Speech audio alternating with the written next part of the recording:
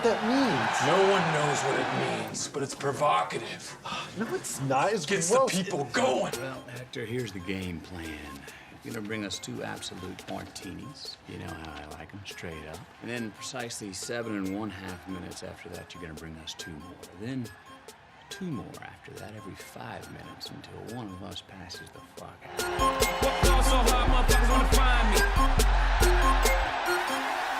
You got a bad attitude and you don't listen. Oh, yes. There will be blood. It is not the violence that sets a man apart. All right, it is the distance that he is prepared to go. Ever notice how you come across somebody once in a while that you shouldn't have fucked with? That's me. What the fuck else would you do this job? Cocaine and hookers, my friend.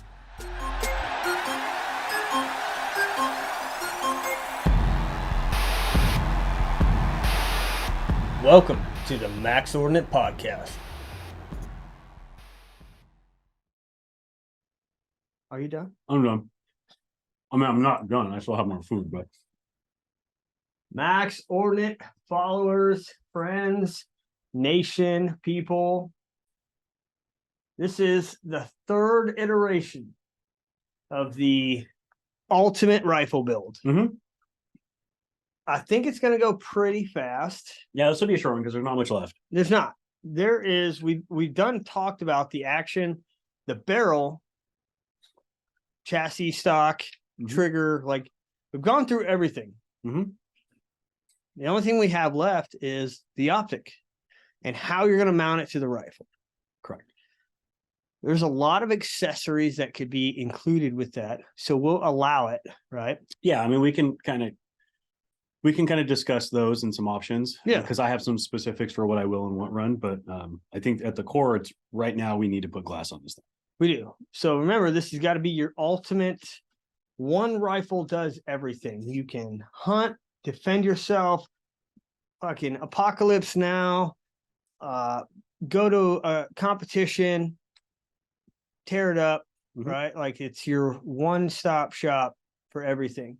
I didn't realize we're going to have to defend ourselves with this too. Yeah. All right. What did you build? No, I nothing will change. Okay. It's that's going to change how I set up my optic. All right. Possibly. But okay. So for the optic itself, I don't feel like, I mean, let's just start there. Okay.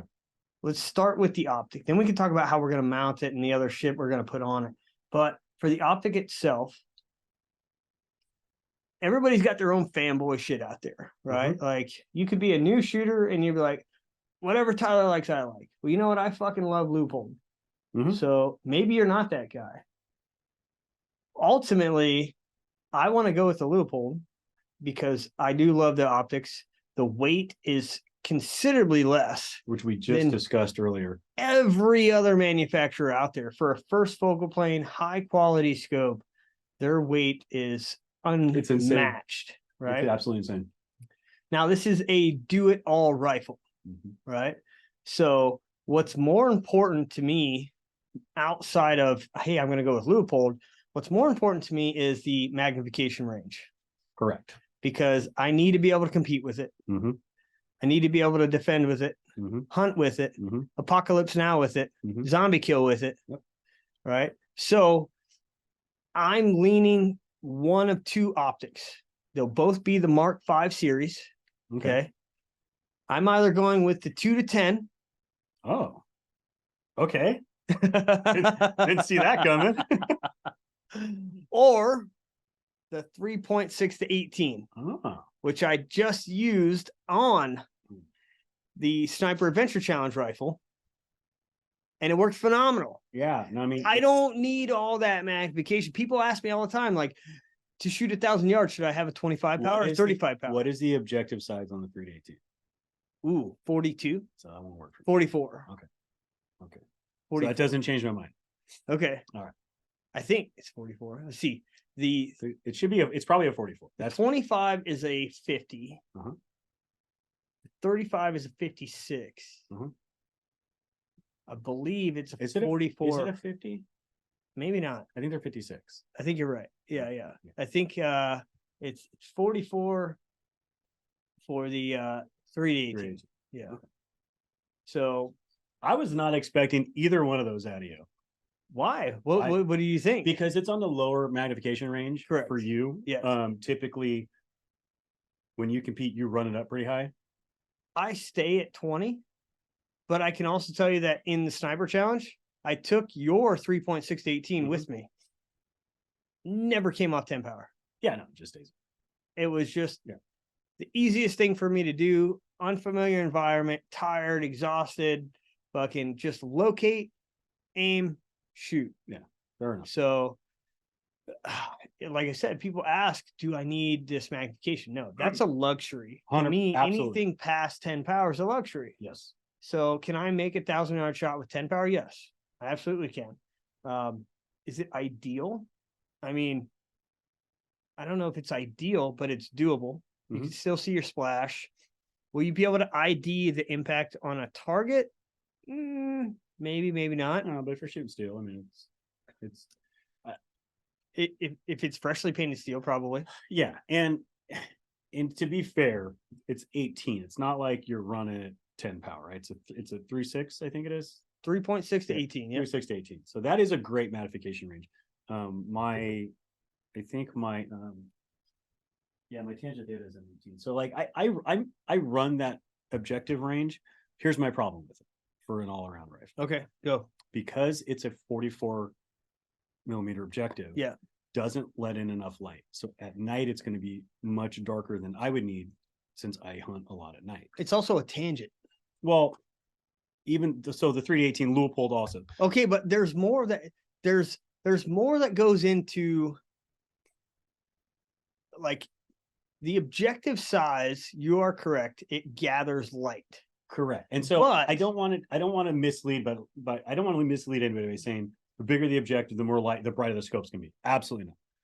However, side by side, same scope, same glass, same everything, same power range. That 56 versus that 44. I've done that side by side testing, and it's enough to make me go, I'm going to use the 56. Okay, that's fine. That's fair. I wouldn't go that high. I would want something that is capable of being all around. And I like the smaller package of the 3.6 to 18. It's a great size. It is. It is. And that's what really sells me on it, right? Having that smaller package, less weight, it feels like that's the right option for my do everything gun. True. Nighttime light gathering, I could see the appeal for a 56. Because it does allow more light in, but yeah, just not for me. All right. So which one are you running? Just because I do like the option of having 18 power versus a 2 to 10, because other accessories I'm throwing in there will take care of what I was initially thinking. So I'm going to go 3.6 to 18. Okay. Mark 5. That's my choice right there. Ooh. Because you got to pick the reticle now too. True. So this is going to be my everything gun, right? Correct. I'm going Tremor 3. Okay. I'm going to have the Tremor 3. It gives me the ability to have the Horus 0.2 grid, but then I have wind dots in there. So if we're in a shit hits the fan scenario, it is just as fast as I can lay it down. And it's not as busy above the center dot as some others could be. So that's a good choice.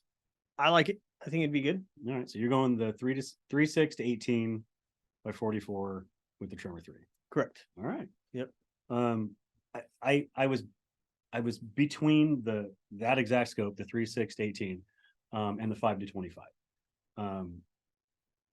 Because of how I'm going to end up setting the rifle up long term, for me, the light gathering at night is probably one of my top priorities because it's my everything rifle. But I also, for me, I hunt a lot at night. That's what I do most of my hunting. It's not that I even need the upper magnification range.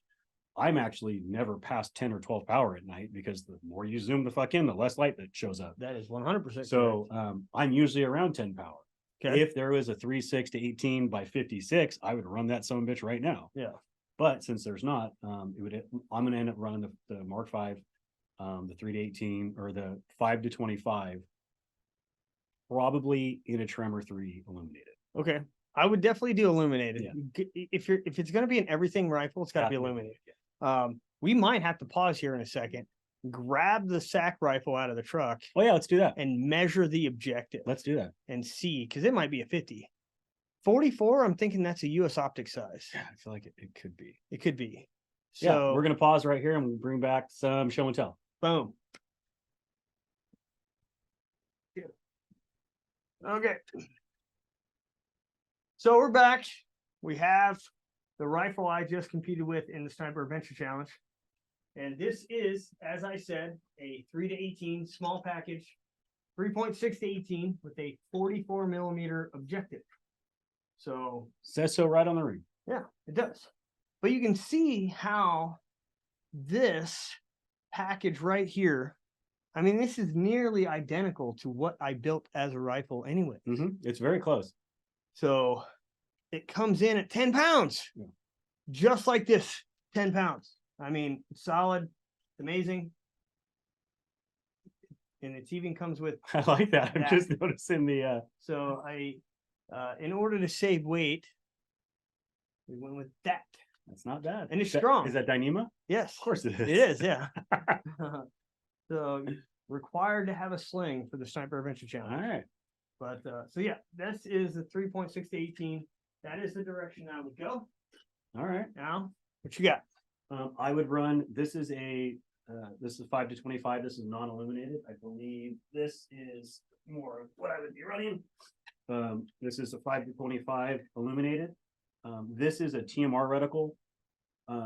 But what's amazing is we talked about this before. The weight difference between, obviously that's a much more compact setup. Yep. But the weight difference between this piece of glass and that one is not much. It's not. I have a handful of I got a lot of different fucking pieces of glass. I did not realize, for whatever reason, just how much lighter these are. It's a lot lighter. The Vortex and Tangent Theta. I got what's the other one? Zero Compromise. Yeah. I got one of those in the back of the safe. They're all fucking heavy. Yeah. I guess I didn't realize it because I haven't really given shit about it until we started to put this rifle together and looking for glass. So yeah. I don't mind this as a package. I would not run these rings. We'll get that in a second, but this is pretty much the exact scope that I would run. Except instead of the TMR reticle, I would run the Tremor 3. Okay. For an all round. So with our optic selection, I would say that I wouldn't change anything, right? I still gonna go with the Leupold 3.6 to 18. You got the 5 to 25. The only thing, if you think about everything this rifle has to be good for, is, does it cover the competition? It does. Yes. It cover the hunting? Yes. Okay. It's got illuminated reticle, all the good stuff, right? How about a shit hits the fan, zombies attack, apocalypse now, combat situation? So for me, that's why, even though I'm choosing this piece of glass, I'm going to run this mount. And I'm just talking about the optic itself. Yeah. So this setup, not as much. I'm saying, I think in my mind, it's missing one thing. And that is, if you are, let's say it is Red Dawn. Fucking Russians are parachuting in, like all of this, right? Can't wait. You've been at fucking war for how long in your neighborhood, and you're fucking out, you're on a scouting mission, patrol, whatever, snipe, whatever.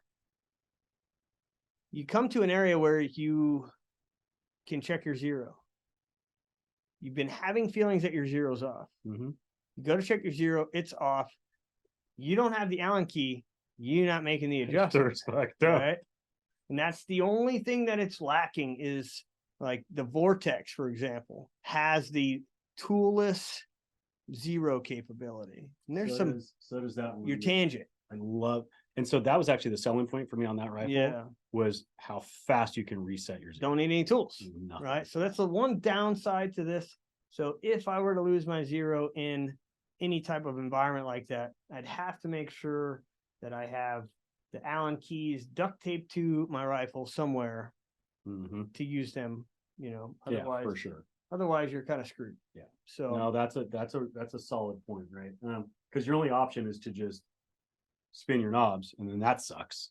Well, hey, my zero's off. You know, hopefully your zero is low because you can only go down 0.5. Yeah, exactly. Right.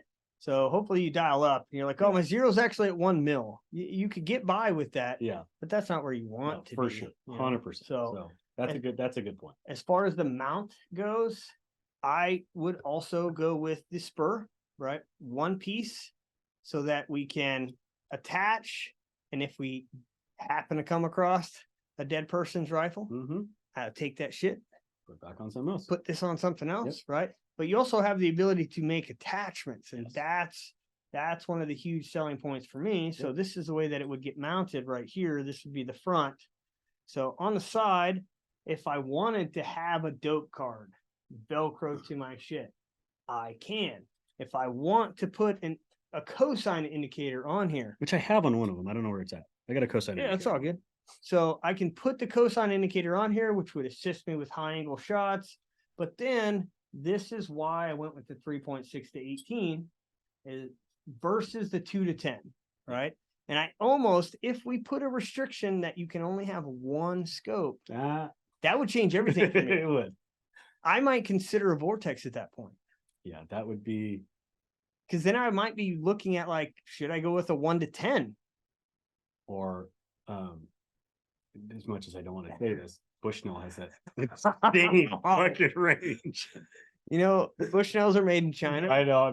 I'm just saying that range is huge. They're going to be spying on you when they're attacking us. Fuck.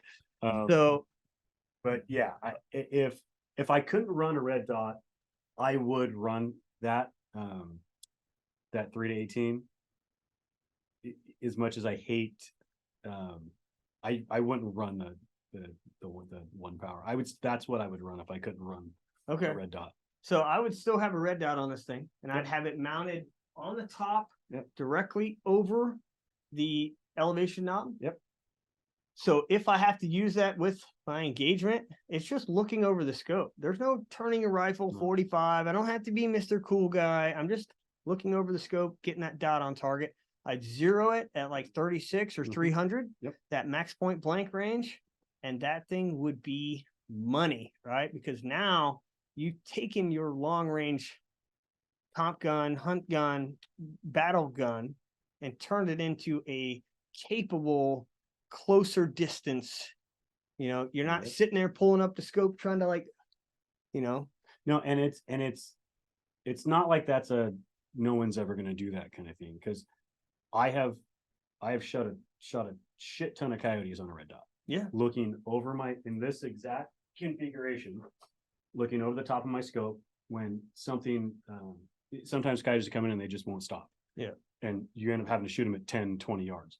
So this setup is nice. I look right over the top. This, it aren't the ringside run. I'd still run the spurs because it's a lot lighter weight and it sits a little lower than this one. But in this position is perfect. Yeah. And I assume that's the same place you're going to run. Yep. 100%. So definitely throw the red dot in there. One, it'll help you with target acquisition at a distance. If you have trouble finding targets, like looking through your scope, you're like, where'd that fucking target go? Well, having the red dot, you can put the dot on the target, look over your scope, dot, look through the scope, target, right? So it's a great target acquisition, close range, because this rifle is a do everything rifle. So, I mean, outside of that, would you add, like, I have zero experience with it. It just came out. I see all the hype about it, but it's not a new concept, right? It's the Vortex 4000 laser fucking range find doohickey, right? Raptor. Wilcox Industries had one, the Raptor. They have a Bluetooth model that Bluetooths to your Kestrel and does applied ballistics data. Man, there were some other ones too. Didn't Silencer Co. have one? So I had one. Who made it? This was about 10 years ago. At the time, I can only think of Silencer Co. and Wilcox. It may have. I think the Silencer Co. one was called the Radian or something like that. It was That's the one I rounded had. tubes. That's the one I had. Okay, so they had that one. Yeah. And it was a rangefinder mounted to your rifle system. Yep. Would you go with something like that? I don't think I would. It's adding more weight. It is, and I would rather have the ability of just a freestanding, because I use my rangefinder for a lot of shit. Yeah. I use it because it's 0.5 power. Yeah. I use it just to look at things without having to bring my piece of glass up. So I would just keep my separate, whatever I have now. I think I have a Leupold or a Bushnell or something. But I like my standalone rangefinder. Okay. Nothing wrong with it. Now, maybe I would do one of the Vortex ones that has firing solutions and all that stuff in it, but probably not. I would probably keep it pretty simple. Okay. Do you think it would be beneficial to have any type of lasers on there? I mean, any type of IR laser is going to be net. It won't be a benefit if you don't have night vision. Yeah, I mean, I think then we're getting out of the scope of. It's an accessory. It's an accessory, right? Yeah, I would definitely clip on a thermal and some lasers and all that shit, right? Now we're getting down the thermal rabbit hole. I would have, so this is probably gonna be totally stupid, but I used to have just a red laser on my department rifle, just because I almost shot a parapet wall once, just to line up with the bore. That's okay. And that's the only reason I'd have it. So if the laser can see the target, then you feel more good. I'm good. That's not a bad way to go. That's literally the only reason I had it on there. After some of the videos I've seen from law enforcement where they're shooting the top of shit. Yeah. So yeah, but yeah, you're right. Lasers, the thermals, night vision, all that stuff is just going down another rabbit hole. Yeah. But I think this concludes what that ultimate rifle would be for us, right? I think it really does. I think, even though this configuration is perfect, this barrel obviously we've decided wouldn't work, so we would just have a lighter contour like a Palma. Yep. We decided on different. We had different idea what lengths would work, but like this for me is this kind of setup in essentially that chassis, which they can't see back there. For me, it would be the ultimate. If I had to have one rifle, that'd be it. Yeah. And I think it'd be the Tradesman. The Tradesman. Was that what it was? Yeah, it's Jack of all trades. It's the Tradesman rifle. It's been like a month since we talked about this. It's the Tradesman. I think it's a great setup. I am surprised that you went with the 318, but 360-18, but I feel like we need to go copyright that name before. I'm sure somebody has it. Well, I mean, Dodge has it for a truck, but who has it for a rifle? I don't know. Us. Yeah, we do now. We do. So is it enough to publish this episode and say we came up with that? I think it is. I mean, I'll jump on LegalZoom right now. I can do it. Tradesman copyright. No, I think it's a great rifle. And now what I think we should build it. We should build it. And then we should go do. Well, I mean, one of everything. Find some zombies as much as we can. Right. But we should take it to a competition. Yep. We should take it out on a hunt and actually put it to the test of like, would this be what we wanted? I think that's not a bad idea. Maybe you take mine out on a coyote hunt. Okay. And you're like, this 3.6 is the shit. I made a mistake with a 525. Maybe not a bad idea. We should do it. All right, I'm in. So you got to give us some time. Put these rifles together. I think between the both of us, we have all the parts. We just need barrels. Yeah, we just got to get things put together. Yeah. But we'll get that together. We'll do another episode later in the year talking about the rifle, how the Tradesman actually worked out, and if it is truly our do it everything. Till next time, hope you guys been enjoying these episodes that we put together and kind of released all at once. We'll catch you guys again tomorrow or this weekend, drop another episode before we get back to our regular Wednesdays. Peace out, fellas, ladies.